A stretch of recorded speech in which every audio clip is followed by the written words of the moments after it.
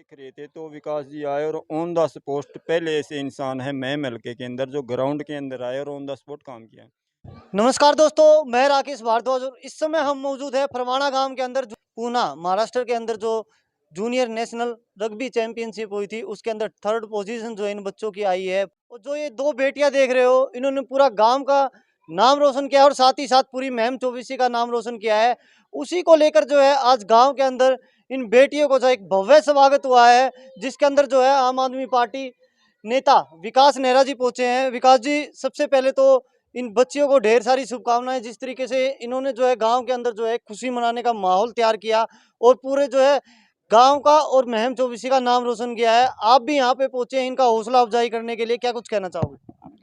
सबसे पहले तो इस पावन भूमि पे आज जो समस्त ग्रामवासियों ने प्रोग्राम रखा, एक हर घर के अंदर से आए हुए मेरे माता, मेरे बुजुर्ग, मेरे युवा साथियों का मैं यहाँ पहुँचने पर हार्दिक धन्यवाद करता हूँ और इन मेरी छोटी बहनों को शुभकामनाएं देता हूँ कि ये जीवन में आगे निरंतर रूप से ऐसे बढ़ें, ऐसे ही खेलती रहें, ऐसे ही चहकती रहें और अपने पंख खोलें। ये खुला आसमान इनके सामने है तो खूब ऊंचाई तक जाएं। इस पूरे महम क्षेत्र के जितने भी मेरे युवा साथी और बच्चे जो इस वीडियो को देखेंगे, आप सबसे मेरा निवेदन यही है कि आप खूब अपना पसीना बहाइए और आप जब पसीना बहाओगे तो निरंतर रूप से ऐसी कोई ऊंचाई नहीं जिसको आप छू नहीं सकते।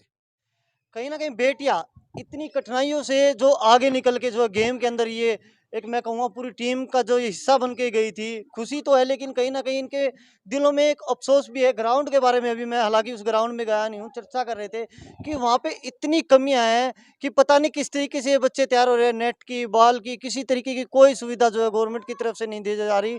ग्राउंड के अंदर भी बताया जा रहा है खड्डे है, कोई स्टेडियम तो है नहीं, कोई खाली ग्राउंड जो गांव के अंदर था उसी के अंदर अपनी तैयारियां करें, लेकिन उन खड्डों के अंदर ये बच्चियां तैयार हुई है। देखिए, गंदी राजनीति ने एक ऐसा भयंकर रूप ले लिया है।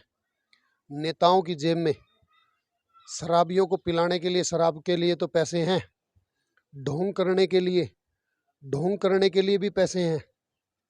जब इलेक्शन आता है तो इलेक्शन के अंदर गांव के अंदर कुछ लोग होते हैं जो जानबूझ के वोट बेचने का और बिकवाने का काम करते हैं। वोट खरीदने के लिए तो पैसे हैं, लेकिन इन बच्चों का भविष्य सुधरे, उनके लिए स्टेडियम बन जाए, गांव के अंदर स्टेडियमों के अंदर कोच की व्यवस्था हो।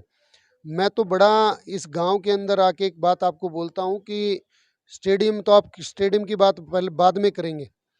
आज इन बच्चों को जो यहाँ तैयार करते हैं, यहाँ पे कोच हैं जिले सिंह जी, यहाँ पे कोच है मेरे बड़े भाई अशोक जी, और भी साथी हैं कोच जो यहाँ पे बच्चों के लिए इतना दिन रात मेहनत कर रहे हैं। वो बगैर किसी पेंशन के, बगैर कोई पैसा लिए, अब ये पीछे नरेंद्र भाई जी खड़े हैं यहाँ पे, जो इन गुड़ियाओं को लेके पूना तक खिला के लेके आए, जो रेल का किराया तक अपनी जेब से भर के जाते हैं। तो इस भ्रष्ट सिस्टम के अंदर बच्चों को खिलाने के लिए, बच्चों का स्टेडियम सुधार करने के लिए किसी भी नेता की जेब में पैसे नहीं है, लेकिन शराबियों को शराब पिलाने के लिए, वोट की खरीदारी करने के लिए, अपने और ढकोसले चढ़ाने के लिए, सेवा के नाम पे जो धंधा चलाते हैं उनके लिए तो पैसे हैं, लेकिन बच्चों के लिए नहीं। हाँ, लेकिन अब मैं इनको भी एक बात कहना चाहूँगा कि अभी ये चुनावी सीजन आ गया, चुनावी सीजन के अंदर हाँ जितनी मर्जी बड़ी करवा लो।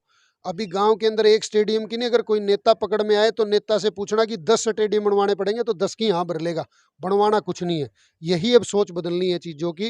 राजनीति का जो गंदा सिस्टम हो चुका है, जो भ्रष्ट सिस्टम हो चुका है, उस भ्रष्ट को ये जनता बदलने के लिए तैयार बैठी है और इन बच्चों का भविष्य सुनहरा हो।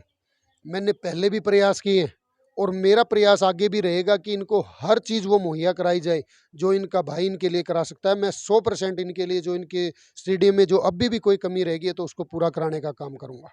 विकास जी, मैं अभी वही बच्चों से बात कर रहा था। आपने जो काफ़ी सराहनीय काम किया भी है, वहाँ पे बताया जा रहा था कोई हॉल वगैरह भी आपने तैयार किया, लेकिन उसके बावजूद आप सरकार में अभी कोई हिस्सा नहीं हो। किस तरीके से देखते हो इन कमियों को, जिसके कारण जो है और भी बच्चे जो तैयार आगे निकलने वाले हैं, लेकिन उन कमियों के कारण वो बच्चे अभी भी रह रहे हैं। किस तरीके से इन कमियों को दूर किया जाए? देखिए, उस स्टेडियम के हालात ऐसे थे, जब मैं वहाँ पे पहली बार गया था तो गुड़ियाँ वहाँ खेलने जाती हैं।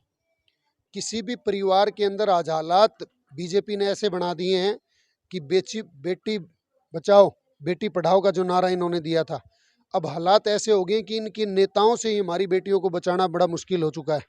पहलवान सड़क पर रो रहे हैं, किसान सड़क पे रो रहा है, बेरोजगार साथी सड़क पे रो रहे हैं, कर्मचारी सड़क पे रो रहे हैं। आप आए दिन देख रहे हो अभी हमारे देश के, हमारे प्रदेश के अंदर हर मुख्यालय के बाहर आज लिपिक धरना लगा के बैठे हुए हैं, अनिश्चितकालीन धरना चल रहा है। हर आदमी धरने पे सरकार ने बैठा दिया। तो वहाँ पे जब मैंने जाके देखा, उस स्टेडियम के अंदर में गया, तो मेरे को देखने को मिला कि वहाँ पे अगर किसी को वॉशरूम जाना पड़ जाए, किसी के घर से बेटी खेलने के लिए गई है, तो माँ बाप की पीड़ा भी जायज़ है कि कौन अपने बच्चों को ऐसी जगह खिलाने के लिए भेजेगा जहाँ पे वॉशरूम तक की सुविधा नहीं है, पीने का पानी वहाँ पे नहीं है, कपड़े बदलने की व्यवस्था नहीं है। तो मेरे को लगा कि जिस परिवार के अंदर मैं आज खड़ा हूँ कि वो मेरा पहला काम होगा, और वो काम एक ऐसा है कि मेरे को लगता है कि वो मील का पत्थर भी साबित होगा।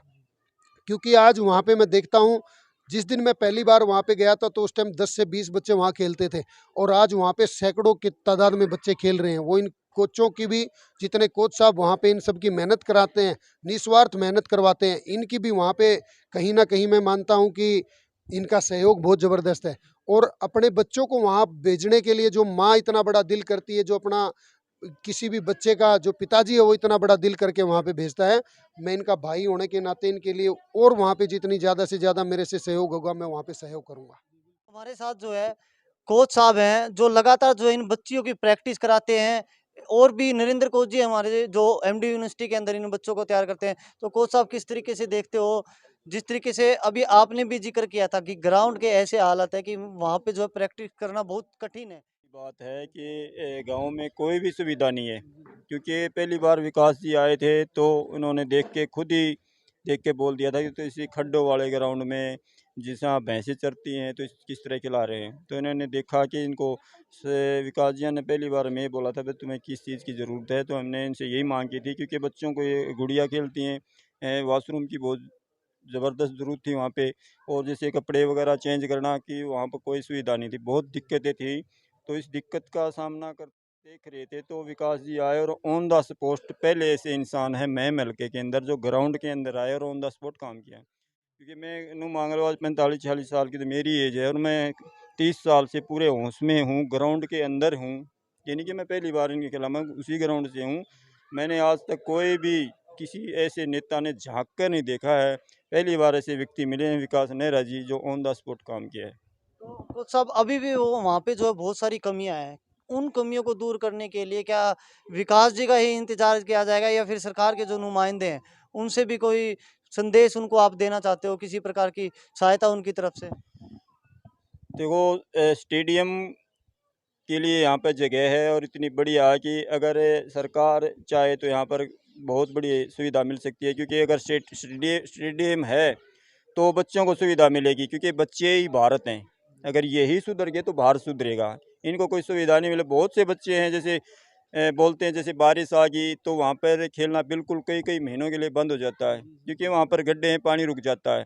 तो सरकार से भी ये चाहूँगा कि भाई अब जो हाल की भी सरकार है तो उन्होंने आगे देखना चाहिए, क्योंकि अभी सिर्फ है ना इस राजनीति के उसमें वहाँ पे आ रहे हैं, बाकी इससे पहले कोई वहाँ झाँकता नहीं है। तो सरकार को चाहिए कि इन बच्चों के लिए कोई ना कोई ऐसी सुविधा हो कि बच्चे ऊपर जाएंगे तो ये देश हमारा ऊपर जाएगा।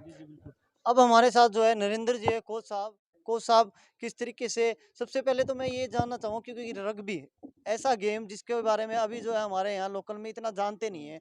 उस गेम को यहाँ से आपने खिलाड़ियों को तैयार किया है। अभी जो गेम है मेन उसके बारे में मैं बात करूँ, क्या फ्यूचर है, किस तरीके से देखते हैं बच्चों, जो बच्चे आज क्योंकि मैं देख पा रहा हूँ बहुत सारे बच्चे और भी इनको देख के एक अलग ही खुशी है और तैयारी भी कर, लेकिन एक मोटो क्या है गेम के अंदर, किस तरीके से क्या अचीवमेंट होती है और जॉब वगैरह के इसके अंदर क्या? गेम है ओलंपिक। ये ओलंपिक में गेम है, एशियाड में, कॉमनवेल्थ है, और भारत में नेशनल में भी गेम है।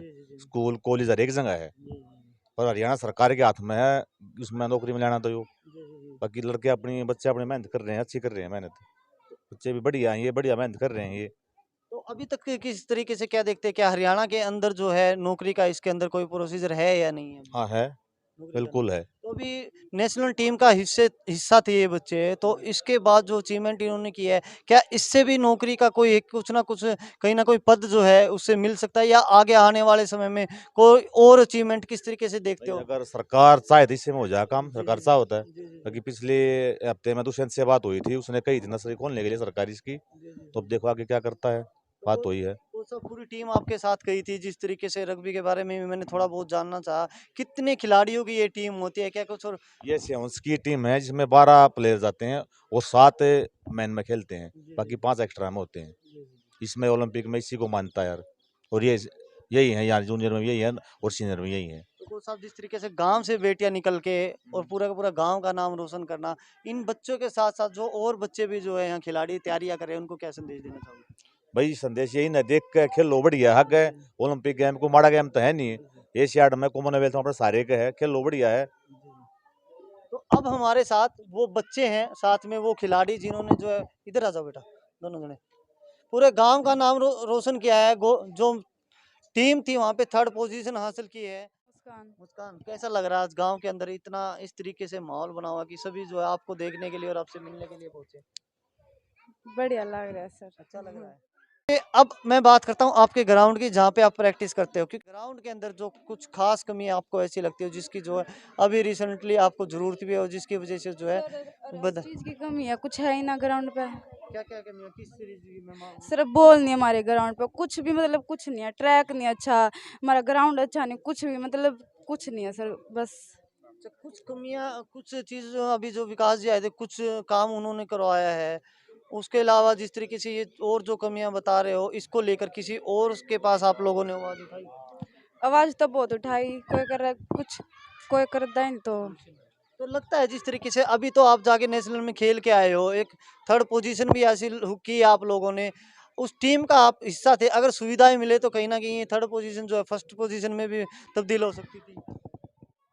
बस हमारे ग्राउंड पर सुविधा नहीं है, मतलब ना तो ट्रैक है अच्छा, और ग्राउंड में भी खड्डे हैं, मिट्टी की ज़रूरत है, जाल की ज़रूरत है, मतलब जैसा ग्राउंड होना चाहिए वैसा तो है ही नहीं। ग्राउंड के अंदर अभी भी सुविधाएं नहीं है जिसके कारण जो इन बच्चों की जो है प्रैक्टिस भी रुक पा रही है। अब मैं खासकर जो है यहाँ के विधायक हैं हमारे, उनसे कहना चाहूँगा और सरकार के जो भी नुमाइंदे हैं इस वीडियो को देख रहे हैं, कम से कम एक बार आके देखे और संभाले, क्योंकि चुनाव भी नज़दीक है, वोट भी इस गांव से ही लेनी है। कुछ ना कुछ सुविधा तो इन बच्चों को दी जाए, ताकि सुविधा मिलेगी तो ये आगे बढ़ेगी, आगे बढ़ेगी तो हमारे देश का नाम रोशन करेगी। तो दोस्तों अभी के लिए इतना ही, वीडियो को ज़्यादा से ज़्यादा शेयर करें, मिलते हैं नई अपडेट के साथ।